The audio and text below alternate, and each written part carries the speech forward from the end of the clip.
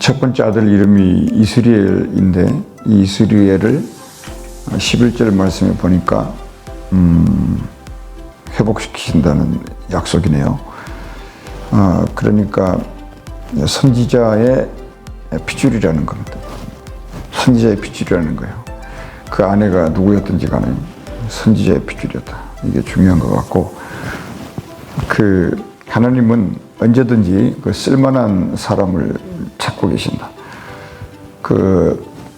우리처럼 이런 눈을 가지고 있는 것이 아니고 창조의 눈을 가지고 계시고 사람들의 중심을 소속들이 알고 계시는 분이고, 우리들의 일생이 어떤 식으로 살아왔고 그리고 또 살아갈 것인가를 누가 아시냐면 그 하나님이 아시는 겁니다. 그러니까 우리는 할 일이 뭐냐면 하나님 아버지만에 초점을 맞추고 언제든지 준비하는 거다. 이 성경 읽고 찬송하고 예배 드리는 게 세상에 뭐 돈이 생기는 일이 아니고요. 무슨 말이 생기는 게 아니고 전차가 생기는 것도 아니고 뭐 빌딩이 생기는 그런 일이 아니에요. 우리는 처음부터 첫 단추를 잘못 끼웠기 때문에 하나님을 쉽게 떠나고 우리의 속에서 언제든지 하나님을 그렇게 바라고 기도하고 있기 때문에 현실 문제가 엎어지면 하나님도 없다고 말하는 게 인간이었는데 그 증거가 성경에 도처에 깔려 있다. 그런 점들을 명심을 하면서 이 하나님의 말씀 앞에 가까이 가지 못하게 하는 어떤 요인들이 발견이 되면 그런 것은 과감하게 이렇게 뒤로 밀치고 말씀을 향해서 앞으로 갈 수 있는 사람, 이 사람을 하나님이 어떻게 하시냐면 찾고 계신다. 그런 것입니다. 그러니까 우리가 지혜라고 하는 게 그거예요. 지혜라고 하는 게 어떤 어려운 상황에 닥쳐 있을 때 하나님의 말씀 앞으로 나가는 사람, 이게 지혜 있는 사람. 하나님을 찾으라고 하는 뜻이에요. 하나님을 찾으라고 하는 그 명령이죠. 그거를 느낌으로, 감정으로, 생각으로, 이성으로, 율법으로, 양심으로, 인생으로 그걸 깨달을 수 있을 때 이 사람의 몸이, 영과魂과 몸이 온전히 보존되어서 아버지 오실 때까지 지킬 수 있는 것입니다. 세상도 마찬가지입니다. 몸이 아프잖아요. 그러면 뭘 찾잖아요. 자꾸 약을 찾든지 의사를 찾든지. 근데 적당히 아파가지고는 잘 안 찾아요. 그게 인생의 습관이 되지 않습니까? 근데 중병에 걸렸다거나 불치병에 걸렸다거나 그렇게 되면요, 자기들의 모든 것을 다 하여튼 총동원 하는 거죠. 해서 낫기 위해서 온 세상을 다 누비고 찾아내야 되는 거죠. 그와 같이 우리는 하나님을 찾아야 되는데 그렇게 잘 안 찾아요. 왜냐면 뭐 그 옛날 못 먹던 시절도 아니고 너무 풍요하고 잘 먹으니까 하나님 없이도 잘 살아왔으니까, 또 하나님의 이름을 부르지만은 실질적으로 삶을 사는 걸 보면 전부 자기들의 판단과 자기들의 생각을 가지고 결정하고 가거든요. 이거를 거절할 수가 없어요. 그러니까 하나님이 이스라엘을 너무 사랑했는데 이 이스라엘에게 하나님의 마음을 담아가지고 말을 해줄 사람을 찾는 데 없는 거예요. 예레미야도 그래서 발견이 된 것이고 에스겔도 그렇게 발견이 됐고, 심지어는 농사짓고 있는 농사꾼을 또 찾아내고, 뭐 아니면 우리가 모르는 남은 자 7,000명 중에 누가 있을 거 아닙니까? 하나님만 아신다는 거예요. 찾아내가지고 하나님의 뜻을 전해야 돼요. 하나님이 그 뜻을 전하지 않고 갑자기 나타나가지고 불로 물로 막 심판하시면 안 되잖아요. 그러니까 찾아내가지고 하나님의 마음을 당신을 대신해서 전할 사람을 찾는데 그가 선지자예요. 그러니까 여러분, 무슨 말씀인가 아시겠죠? 인생의 습관을 어떻게 들이느냐. 모든 상황 속에 하나님을 찾아내야지. 자꾸 인간이 말이 많으면 우리 사람이 이렇게 떨어지는 낙엽도 조심하라고요. 낙심하기 쉽다. 그리고 이제 그 하나님이 찾은 사람은 준비된 사람이기도 하지만 또 한편으로는 순종할 수 있는 사람이에요. 그러니까 하나님이 무슨 말씀을 해도 아멘 하겠다. 이게 리더십이죠, 이게 비전 메이커고요. 이런 사람이 하나님과 더불어서 한 시대를 살았던 사람들이고 그 사람들이 기록된 사람들이다. 그러니까 예수님이 뭐라 그랬냐면 내 십자가를 지고 나를 따르라. 그게 그 얘기예요. 네 십자가를 지고 네 시대에 네가 해결해야 될 문제가 있다. 이 교회에 네가 해결해야 될 문제가 있다. 네 인생에 너가 해결해야 될 문제가 있다. 그리고 이 시대마다 하나님이 그와 같은 명령을 받을 만한 사람이 누군가 이걸 찾는다고 지금 계속 말씀하고 있는 것입니다. 이게 성경이 항상 하나님의 말씀을 증거하기 위해서 그 시대의 배경을 잠깐 설명을 한다고요. 왜냐하면 일단 과학적으로 증거를 해야 되니까. 근데 이스라엘의 역사가 증거예요.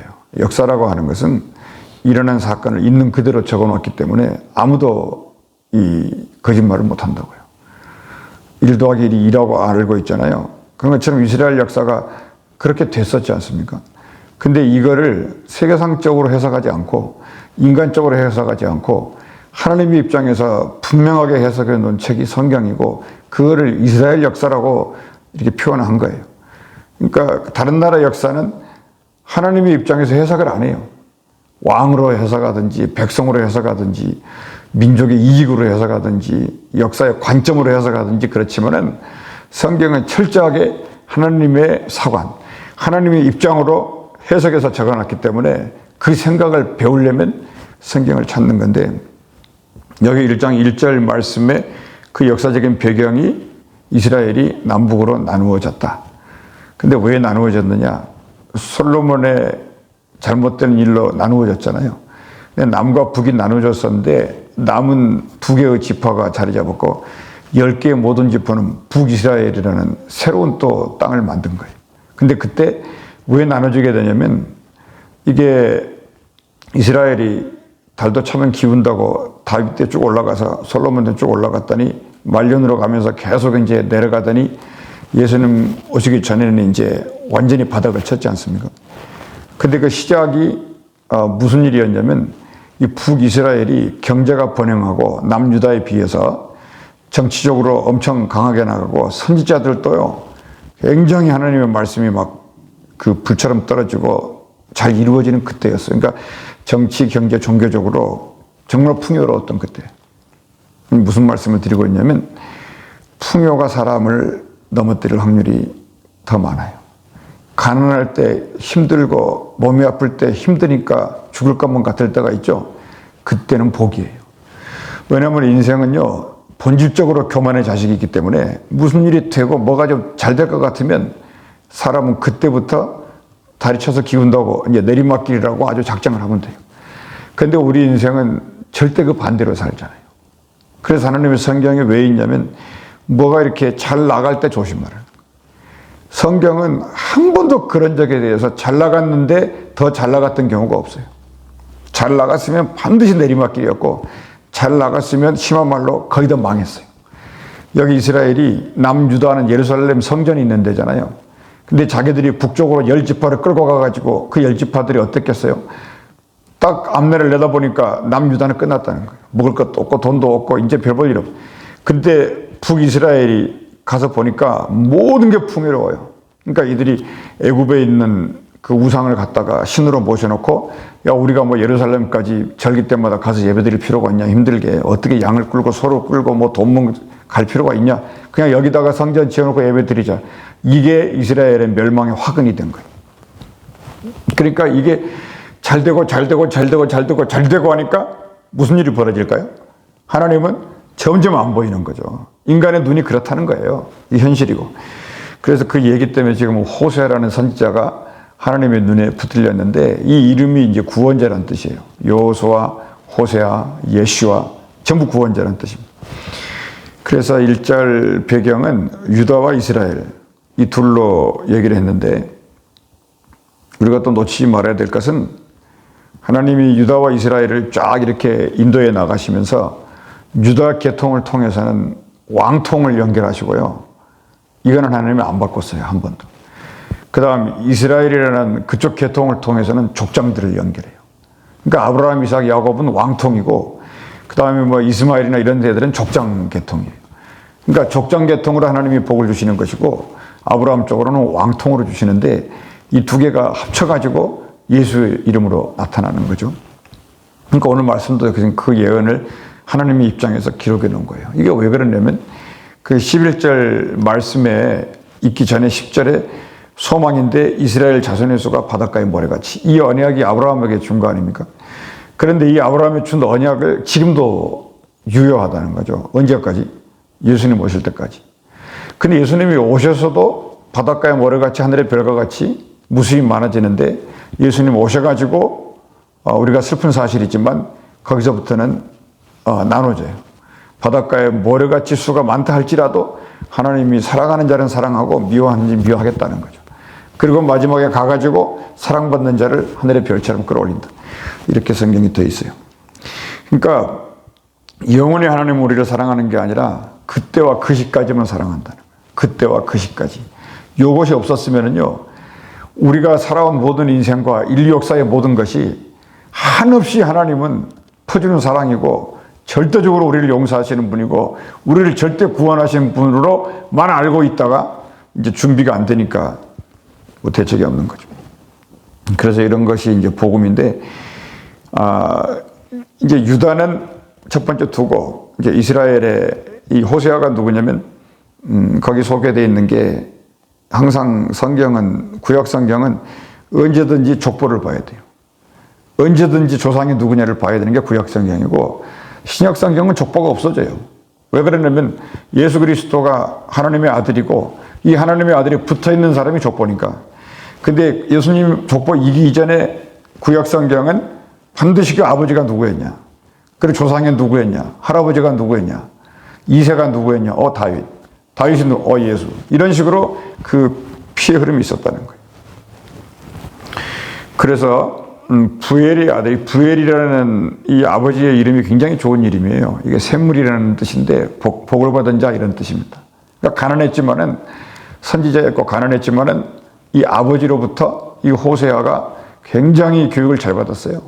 이 선지자로서 교육도 잘 받았고, 아버지가 모든 걸 잃어도 자식 하나는 이렇게 키워놨다고요. 그러니까 처음에 드디어 이제 호세아에게 하나님의 말씀이 처음 임한 게 2절 말씀이에요. 하나님의 말씀이 처음 임했다. 임한 그 말씀이 청천벽력 같은 말씀이었다. 정말 아들 하나 제대로 키워놨는데 그 아들에게 말하기를 너는 저기 매춘부에게 가서 장가들으라고. 그러니까 다른 선지자 같으면 혹시 아니 그렇게 못한다. 아니 내가 내 아들 이렇게 잘 키워놨는데 하나님이 크게 쓰셔야지. 아니 무슨 매춘부냐고 지금. 이렇게 하고 그냥 막 노발대발 했을 거예요. 근데 아브라함이 그렇지 않았어요. 아브라함이 이삭을 바치라 그럴 때 알겠습니다 하고 모리아산으로 데리고 가잖아요. 그때 아브라함이 모든 인생에서 절정에 이른 거예요. 그걸 통과했어요. 그게 마지막 시험이었다고, 아브라함이. 그것이 뭐냐면 예수께서 하신 겟세마네 동산의 기도예요. 죽어도 잔을 못 받겠다는 거죠. 근데 아버지의 원대로 하라는 거죠. 근데 아브라함이 그 그림자로 보여줬다는 거죠. 호세아도 오늘 그걸 보여준 거예요. 그러니까는 이게 선지자라는 건 뭐냐, 그냥 거꾸로 매달리면 매달리는 것이고요. 이 말을 하라면 하는 거예요. 근데 오늘날의 사방천지를 둘러볼 때 들을 데가 별로 없어요. 제가 생각해도. 하나님의 말씀은 말씀이고 그냥 교회는 교회고 또 다른 종교는 종교예요. 그냥 전부 이렇게. 그러니 세상을 하물며 봐서 못하겠나. 근데 세상은 막 돈으로, 힘으로, 무기로, 권력으로 자기들의 꿈이 생기잖아요. 그러면 사람들을 돈으로 사서라도 그렇게 만들어요. 근데 하나님이 그렇게 하려니 참 어떻게 하겠습니까? 다 도망간대. 못하니까 한 사람을 찾은 게 호세아다. 그 이름도 구원자다. 그래서 호세아 입에다가 처음으로 말씀을 줬는데 이 나라가 여호와를 떠나 크게 행음했다.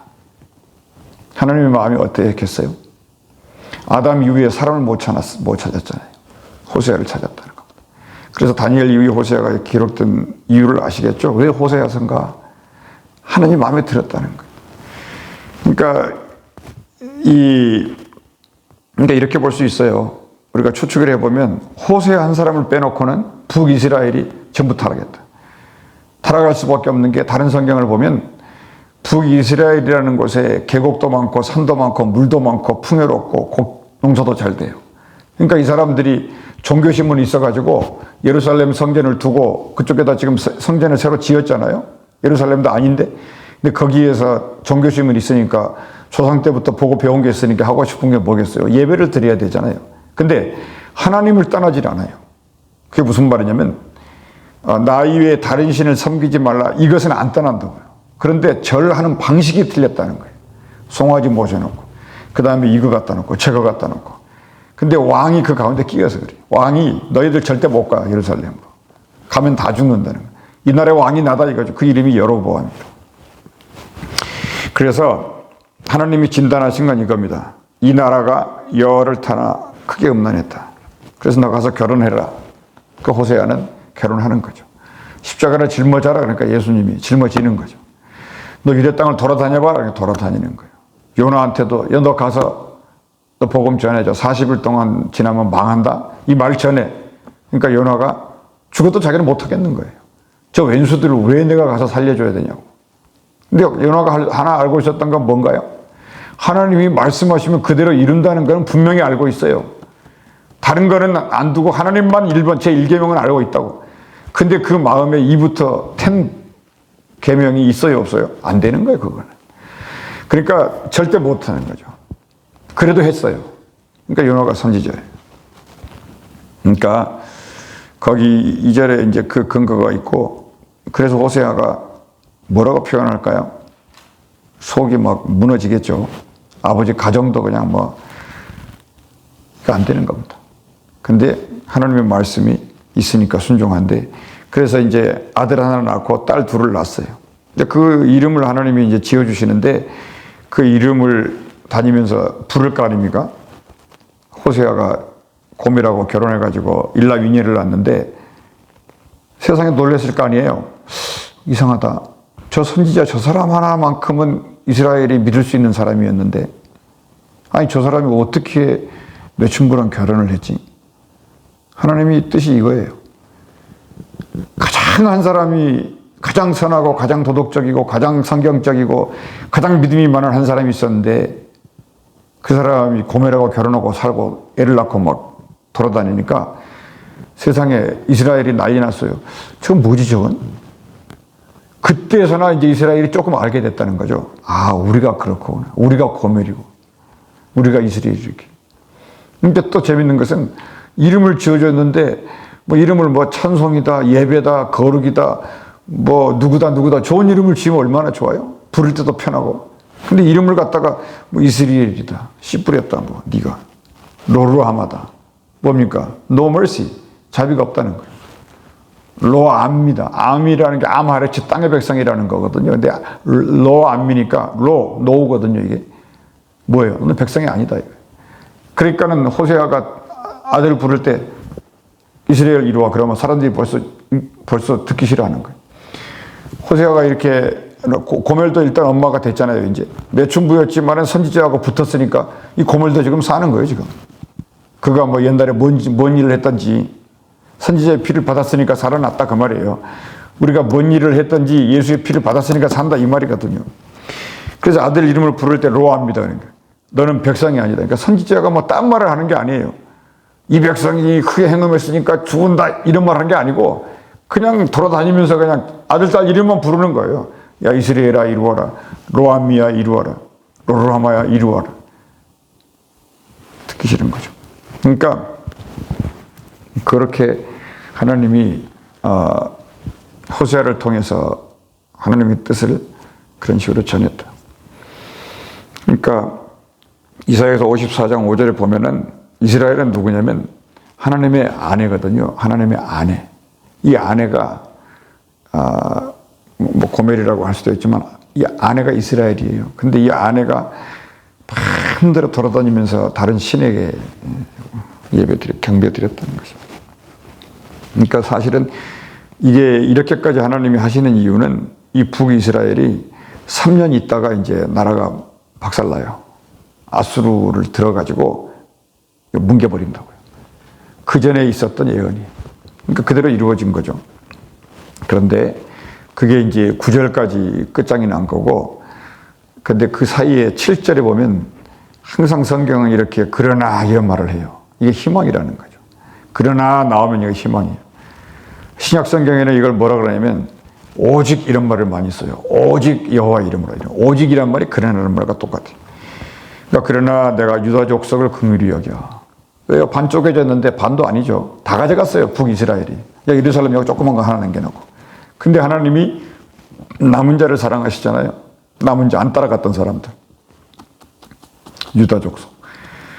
이들을 긍휼히 여기겠다. 여기에는 멀씨가 있겠다는 거예요. 그러니까 유다 족속은 여호와로 구원한다. 분명히 해야 될 것은 하나님의 말씀을 잘 들어야 돼. 그러니까 여호와로 구원한다 그러니까 와 우리는 살았네. 이러고 있으면 또 다 죽어요. 어떻게 하면 살까요? 거기 있잖아요. 7절에 보면 여호와로 구원한다 딱 이렇게 하는데 구원에 대한 툴이 뭐냐면 말씀으로 구원한다는 거거든요. 여호와로. 근데 사람들은 뭔 생각하냐면 야 우리에게 무기를 주려나? 무슨 뭐 폴란드가 한국한테 20조 원의 무기를 사들인다 그러죠. 폴란드는 그 러시아의 공격을 막으려고 이제 나토의 최전방지 되니까 무기를 산다는 거예요. 미국에게 주문해 놨던데 미국이 너무너무 늦게 생산을 하니까 한국에다가 미국이 허락을 해줬다는 거죠. 그래서 미국이 이제 20조의 수주를 받아가지고 그걸 폴란드에 보낸다 그래요. 근데 그걸로 되는 게 아니라는 거예요. 그걸로 되는 게 아니고 여호와로 구원하겠다. 우리 믿는 사람들은 이 확신이 들어있느냐. 활이나 칼이나 전쟁이나 말이나 말 이게 전부 뭔가요? 천문학적인 돈이죠 이게. 하나님이 이런 분이에요. 너희가 아무리 무기를 체제를 갖추고 어떻게 하고 뭐 인공유성을 어떻게 안 된다는 거예요. 그러니까 뭔 얘기인가요? 영혼을 구원한다는 거예요. 이 땅에서 뭘 하고 다 좋아요. 근데 한순간이라고. 두 번째는 이스라엘 자손의 수가 바닷가에 모래같이 되어서 헤아릴 수도 없다. 이 단어가 정말 재밌는 단어인데 표현할 방법이 없었을 것 같아. 하나님의 마음을. 하나님의 복을 헤아릴 수가 없어요. 어떻게 말을 해야지? 이거를 뭐 셀 수도 없다? 하여튼 이런 겁니다. 나중에 우리 기회 있을 때 이걸 찾아보기로 하고 아무튼 이 소망을 준다. 아수르가 와가지고 이스라엘이라는 나라를 끝장을 내지만은 그러나 뭐가 아니다. 그건 끝이 아니다. 다시 남은 남유다를 중심으로 해가지고 하나님 나라는 다시 시작할 거니까 희망을 버리지 말아달라. 누가 희망을 가질까요? 희망 가진 사람이 없겠죠. 이 분위기로 봐서는 없어요. 그래서 그때 가가지고 살아계신 하나님의 10절 끝에 보니까 하나님의 뭐라 그랬습니까? 거기에 너희는 살아계신 하나님의 아들이라 그러지 않고 아들들이라 이랬어요. 이런 게 굉장히 중요한 단어들이에요. 그러니까 우리는 독생자 한 사람만 알면서 따라왔잖아요. 근데 독생자는 독생자고 우리는 우리라는 거예요.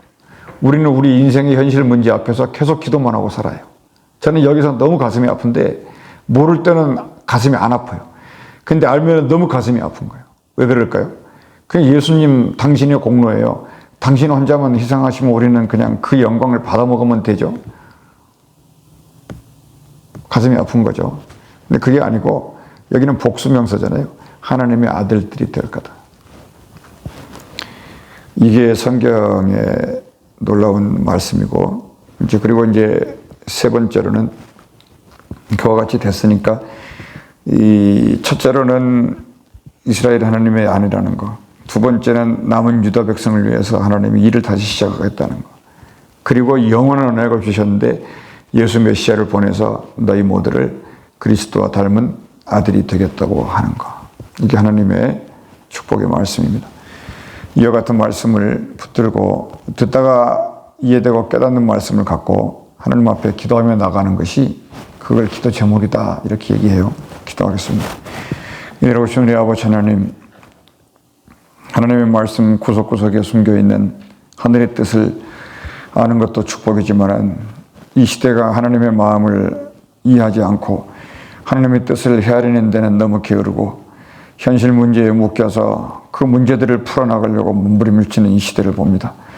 그러다가 몸에 아픔이 오고 질병 오고 병이 와서 이제는 모든 것을 다 내려놔야 되고 하나님의 영광을 받고 하나님의 사랑을 받고 하나님의 능력을 받고 약속을 받고 구원을 갖기 위해서 강구해 나가는 실정입니다.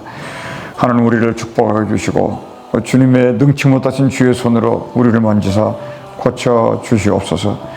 주 예수 이름으로 기도합나이다. 아멘. 우리가 이 시간에 교회를